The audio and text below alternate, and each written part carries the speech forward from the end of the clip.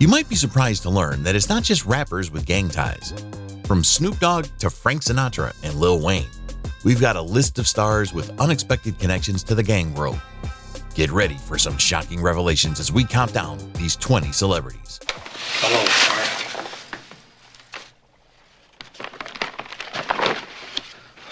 Where's the rest? Number 20, Lil Wayne. New Orleans' own hip-hop legend Lil Wayne has never been one to hide his connections to gang culture. A lot of his songs are not just a showcase of his musical talent, but also a clear expression of his affiliation with the Bloods gang. His lyrics often incorporate blood slang and are laced with imagery that's closely associated with the gang. Lil Wayne's music often delves into themes of gang-related violence. For instance, in his track, I'm Bloodied, he openly declares his gang allegiance, and even uses the term Suwu, which is widely recognized as a call among Blood members. But this lifestyle that Lil Wayne glamorizes in his music has had real-life consequences for him. His well-known fondness for scissor, a concoction often mentioned in hip-hop culture, has led to severe health issues.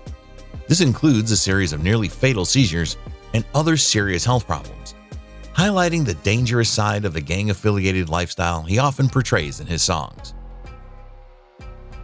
Number 19, Danny Trejo. Danny Trejo, before he became known as the tough guy in movies, lived a wild life with gangs and repeatedly in prison. In a 2013 chat with the Huffington Post, he described his gang days, saying they were armed to the teeth and that people are more scared of someone who's unhinged than just a tough person. He shared with The Guardian a particularly intense time when he faced the possibility of the death penalty. During the 1968 Cinco de Mayo riots at San Quentin, he was accused of assaulting a lieutenant with a rock. Trejo admitted he did throw the rock, but it wasn't aimed at the lieutenant. Facing serious charges, he remembered thinking that he'd be okay if there was a higher power, but in deep trouble if there wasn't. Trejo doesn't have much respect for celebrities who try to fake a gangster background. He joked with the Huffington Post about how some rappers get famous, then try to build up street cred, even playing around with heavy weapons, but he sees through it. According to him, once you're a celebrity, you're a businessman, not a thug. Number 18, Al Pacino. Al Pacino is arguably America's favorite cinematic villain. In his 5-decade acting career, Pacino has embraced roles that range from gangsters and mobsters to a ruthless drug lord, a bank robber, and even portraying the devil. He was renowned for his intense and fiery performances, and ranks among the most successful actors in the last 50 years. His iconic roles span a range of films including The Godfather, Scarface, Scent of a Woman, Heat, and Dog Day Afternoon. A sign of a great actor is that they make their job look easy, and there's no one who makes it look easier than Pacino. There have been casual associations made between Pacino and the Genovese family, but specifics of their relationship remain largely unknown to the public. It's speculated that he might have perfected their portrayals of mafia and gang members by spending time with real-life members of a gang, thereby capturing their manner of speaking and interacting. Number 17, Chris Brown. Chris Brown seems to have a pretty tight connection with some members of the Fruit Piru Bloods, something that's probably not too popular with his lawyer and probation officers. Back in July 2014, TMZ mentioned that Brown was dropping hints about the gang on his Instagram and during his concerts. He'd swap out cool for bull in his captions, and he was even seen throwing up gang signs and giving them shoutouts on stage. There's talk, though, that while Brown is pretty open about hanging out with the Bloods, he's not officially part of the gang. But the word from TMZ sources is that the Bloods don't mind Brown repping them, especially since he's hired a bunch of them for different jobs. Some even stay with him at his place in LA. People close to the gang say Brown's been a big help in their Compton area, even boosting the local economy. He's often seen chilling with them and even shot a music video there. The gang really appreciated it when Brown donated 1,000 pairs of sneakers to kids in need in Compton. Number 16, Whiz Khalifa. The Eastside Long Beach Rollin' 20s. They're one of the biggest and most influential Crip sets on the West Coast, and they've got quite a few names from the hip-hop and R&B world in their ranks. Among them is Whiz Khalifa, who's pretty famous for his love of cannabis and for creating catchy tunes. One of his standout tracks is See You Again, which was a huge hit from the Furious 7 soundtrack. Remember? Whiz Khalifa's got an interesting backstory too. He grew up moving around different parts of the United States before finally settling in Pittsburgh. It was in Pittsburgh where he really started to make a name for himself in the music scene. His breakthrough came with tracks like Black and Yellow, which not only skyrocketed his career, but also put Pittsburgh on the map as a noteworthy spot in the hip-hop world.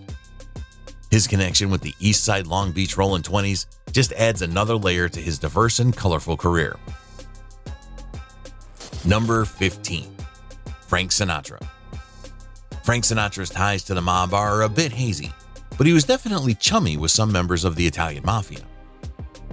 The Daily Mail pointed out that a lot of the clubs where Sinatra started his career were mob-owned. It seems that Sinatra's family knew some big-time gangsters like Meyer Lansky, Bugsy Siegel, Dutch Schultz, and Lucky Luciano, who were apparently buddies with his parents back in Hoboken, New Jersey. One of Sinatra's close friends, Phil Silvers, had a wife who spilled to the Daily Mail about how Sinatra was weirdly into Siegel's violent side. She said that Sinatra and Silvers would often talk up Bugsy, debating over his methods, shooting people or hacking them up. She couldn't forget how Sinatra seemed to admire Bugsy, almost wanting to be like him. There was one time Sinatra got dragged into court. They thought he might be ferrying millions of bucks between Lucky Luciano and Al Capone's bodyguards, the Fischettis. The Sultan of Swoon admitted he'd met Luciano, but said it was just a casual hello at some event. He denied being involved in anything else, but rumors say he kept hanging out with mobsters throughout his career. Number 14. Joe Pesci. Joe Pesci, the guy we all remember from hits like Goodfellas, Casino, and the Oscar-winning My Cousin Vinny, is the go-to actor for directors looking for a short but intense burst of violent, crazy energy on screen. Growing up, Joe Pesci was familiar with mafia associates and made guys in his neighborhood, gaining insight into their behavior. His portrayal of mob personalities has earned accolades from many in the underworld, including Columbo underboss Michael Franchese, who lauded Pesci as the finest in Hollywood for his authentic mob character representations. Henry Hill, the real-life mob associate from Goodfellas, praised Pesci's portrayal of Tommy DeSimone as being 95 to 99% true to life. Remarkably, the iconic scene where Pesci's character asks, "What do you mean? What's so funny about me?" while intimidating Henry, was improvised by Pesci, inspired by a conversation he overheard between two intoxicated mobsters. For those interested in a dramatized yet insightful look at mob life, Pesci's performances in Goodfellas and Casino are excellent examples. Although he's not an actual mobster, his representation is as close as Hollywood can realistically depict. Now, there's this wild story from 1982. James Caan got super ticked off when Pesci supposedly walked away from a massive $8,000 hotel bill. This sparked a pretty intense feud between the two. It got so bad that Caan reportedly reached out to a mob guy to take a closer look at what was going on with Pesci. But hey, before things could really spiral, Caan and Pesci managed to make peace and settle their differences. Number 13. Josh Brolin. Josh Brolin, who's nailed roles like the big baddie Thanos in Avengers Infinity War and a crooked cop in American Gangster, might get some of his knack for playing villains from his real-life past. He was part of the Cedo Rats surfer gang back in the day. Chatting with The Guardian, Brolin spilled that as a teen in the gang, he was into some shady stuff, like swiping car radios to fund his drug habits. He was always getting into trouble, the kind that could have ended really badly. He even tried heroin once, but luckily didn't get hooked or worse. Tragically, he mentioned losing 19 friends, most of whom he grew up with, who aren't around anymore. Brolin also opened up to Men's Journal about doing time before he was even old enough to buy a drink. At 19, he got tangled up in a fight that escalated into a scuffle with the cops who showed up. He told them, "To this day, I have no idea what the fight was about. I woke up in jail." The police were really ticked off with him and gave him a rough time. He faced the possibility of a long stretch in prison, so he poured all his earnings from a TV series into legal fees. He did end up doing a bit of jail time, but not too much. Number 12. Anthony Borghese. Tony Darrow, which is the stage name for Anthony Borghese, was pretty tight with a couple of well-known mobsters. He was buddies with Paul Vario, who was the real-life inspiration for Paulie in Goodfellas, and John Gotti, the infamous head of the Gambino crime family. Tony's dad was a known gangster around Brooklyn, and that's sort of how Tony ended up getting mixed up in the world of organized crime from a young age. In 2009, things took a turn when Tony got caught up in some serious trouble. He was charged with extortion because of his involvement in an assault that was tied to the Gambino family's activities. Fast forward to 2011, and Tony came clean about his role in the whole thing. He ended up getting sentenced to 3 years behind bars. It's like his life had some parallels with the tough guy roles he played on screen, getting entangled with some real-deal gangsters and facing the consequences. Number 11. James Caan. James Caan, who you might remember as Sonny Corleone from The Godfather, had some real-life connections to the mob world. He's actually good friends with Andrew Russo, a big name in the Colombo crime family. Back in 2011, Caan opened up to the New York Post about his long-standing friendship with Russo. He said they've been close for over 35 years and described Russo as an incredibly loyal friend to him and his family. When it came time for Russo's bail hearing, Caan didn't hold back in supporting him. He wrote to the court emphasizing how close their families were, even mentioning that his son Scott is Russo's godson. Caan talked about how Russo was always there for him, acting like a brother, especially during tough times. He even offered to put up anything valuable for Russo's bail and said he'd do anything, even fly in for the court if needed, to help him get back to his family. It's clear that Caan's bond with Russo goes way beyond casual friendship. Number 10. Lenny Montana. Lenny Montana, who you might recognize as the towering Luca Brasi from The Godfather, was actually a real-deal mobster before he stepped onto the movie set. His portrayal of Brasi, the big and somewhat awkward hitman loyal to the Corleones, is pretty memorable. In the opening scenes of The Godfather, you can see him fumbling his lines, which adds a touch of authenticity because, well, he wasn't really an actor by trade. Montana's backstory is pretty fascinating. He used to be an enforcer for the Colombo crime family. So, when he got to the set of The Godfather, he wasn't just there to act. According to the Vintage News, his main gig was to keep an eye on things and ensure that the word mafia never slipped out in front of the camera.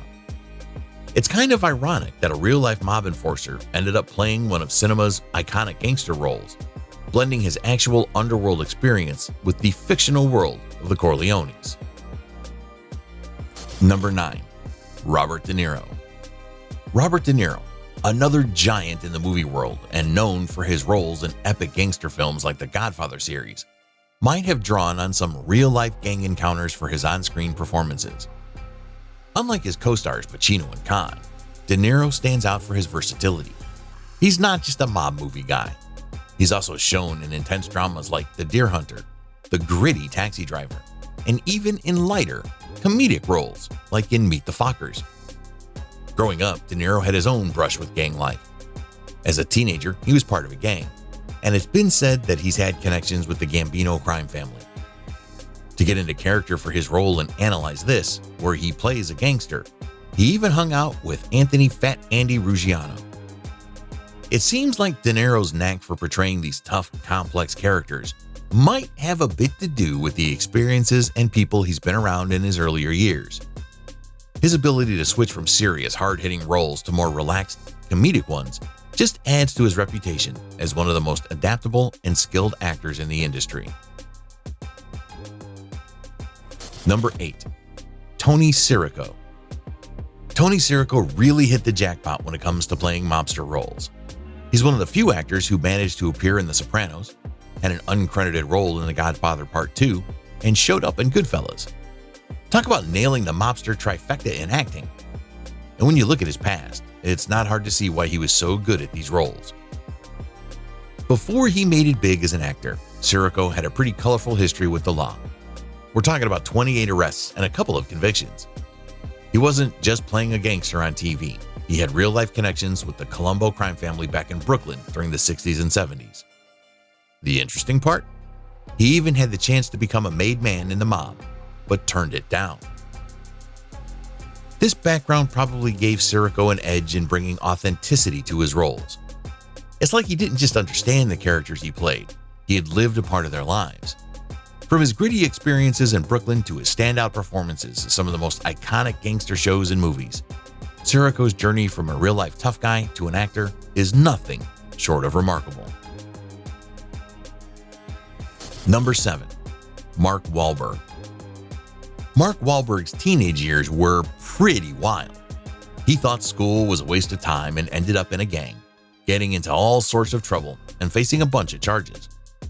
Mark also got hooked on cocaine, which probably played a role in that time he attacked 2 Vietnamese men for no reason, leaving one blind in one eye and the other knocked out. He even told the police straight up that he was the one who did it, using some pretty harsh words that we won't repeat here. But prison changed Mark. His brother Donnie stepped in and helped him land a job in the pop music scene. You might remember him as Marky Mark, hitting the charts with tunes like Good Vibrations. From there, he made a smooth transition to acting and carved out a solid career in Hollywood. Number 6. Snoop Dogg. Snoop Dogg's connection with the Crips gang in Los Angeles is no secret, especially in his music. Back in October 2017, he released an 8-song album called Make America Crip Again. The cover? It was all about the gang's iconic blue bandanas. In the title song, Snoop goes hard against President Donald Trump, saying stuff like, "The president wants to make America great again. Forget that. We're going to make America crip again." But here's the thing. Snoop isn't all about glorifying gang violence.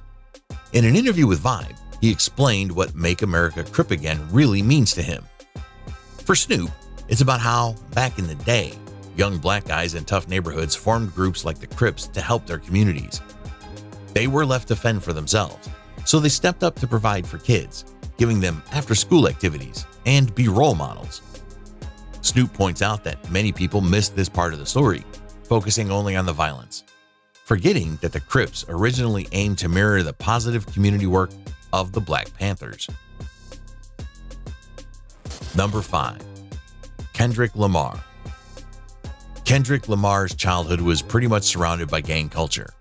His best buddies were part of the Westside Piru Bloods, and even his dad was in the Gangster Disciple gang.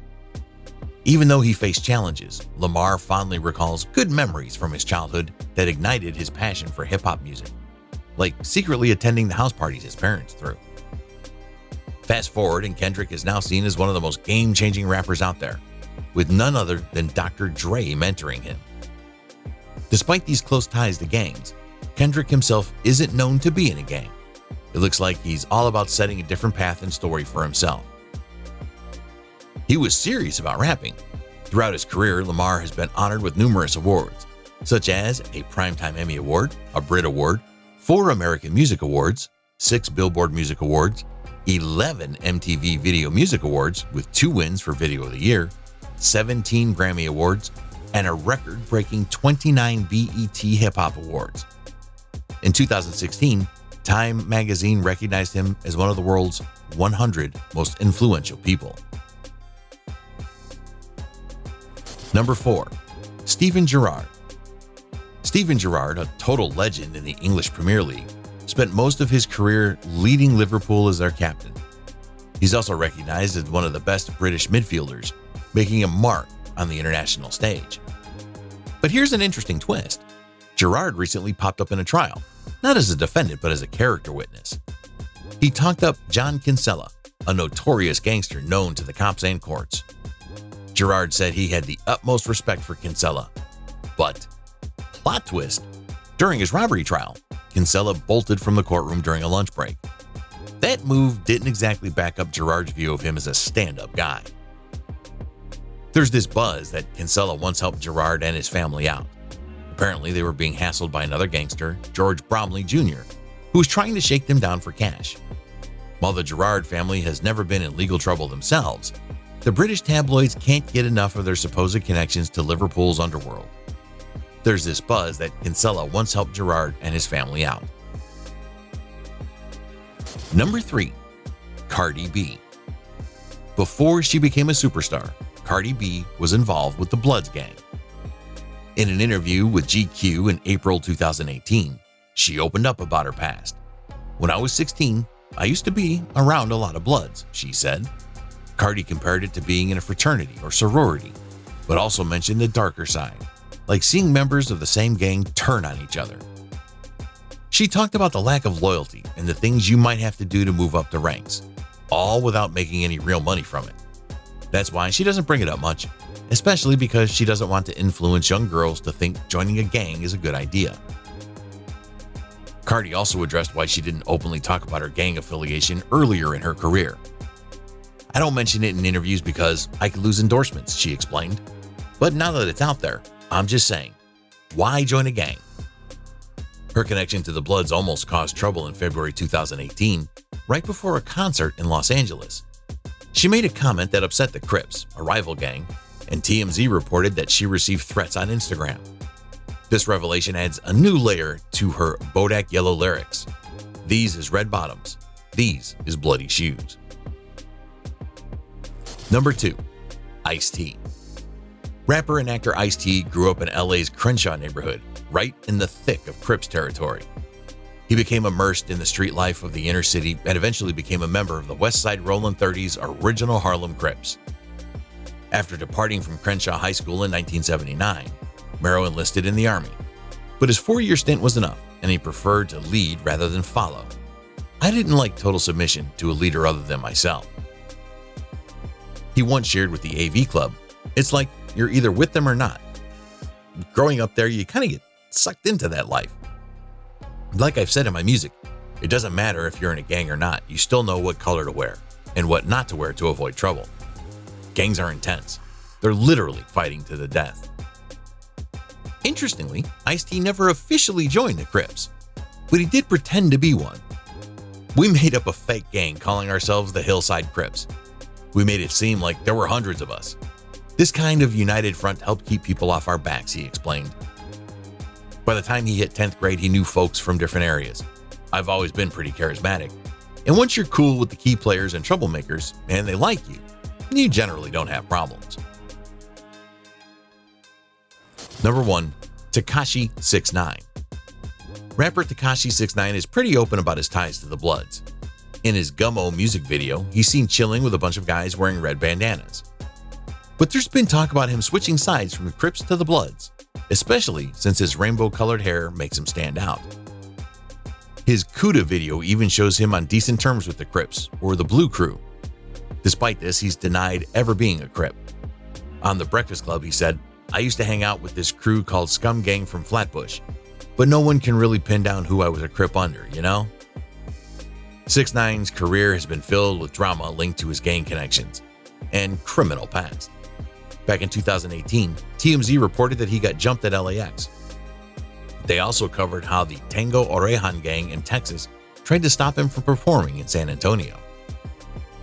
Although they didn't manage to block his performance, one of their members was arrested for making threats against 6ix9ine. In 2019, 6ix9ine acted as a witness against his former gang, the 9 Trey Gangsta Bloods, in exchange for a lesser prison term in a racketeering case. Law enforcement sources note that the Bloods and the Latin Kings share a rich history of alliance. Thank you so much for watching Top 20 Hollywood Celebrities Who've Been in Gangs. It's incredible to see how these stars have navigated their pasts and transformed their life stories into inspiring journeys. Each story of these celebrities reminds us that the path to success is never a straight line. If you can't get enough of celebrity stories and want to dive deeper, check out the videos popping up on your screen right now. You don't want to miss them. All right, that's it for today. Thanks for watching, and see you in the next video.